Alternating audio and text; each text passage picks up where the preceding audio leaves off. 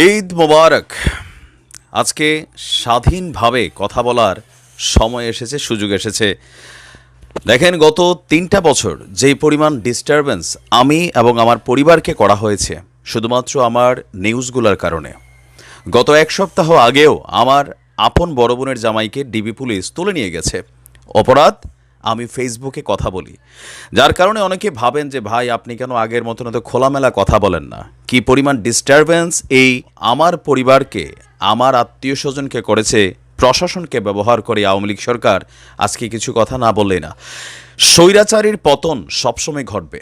আমি আমার প্রত্যেকটা ভিডিওতে বলেছি যে আজকের দিনে বাংলাদেশ আওয়ামী লীগের হাজার হাজার নেতাকর্মী এখন টেনশনে আছে।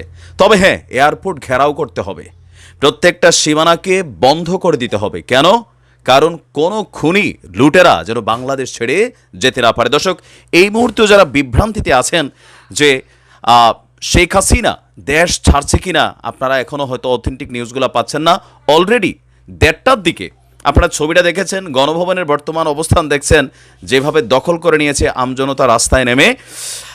বাংলাদেশের আনুমানিক 1:30টার দিকে শেখ হাসিনা বাংলাদেশ ছেড়ে তার ছোট বোনকে নিয়ে চলে গেছে।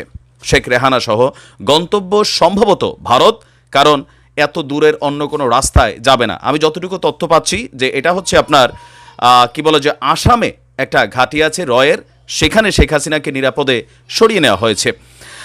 আপনার বার্তা সংস্থা, আন্তর্জাতিক গণমাধ্যম, দেশীয় গণমাধ্যমগুলো বলছে বেলা 2:30টায় বঙ্গভবন থেকে একটি সামরিক হেলিকপ্টারে চড়ে শেখ হাসিনা এবং তার ছোট বোন শেখ রেহানা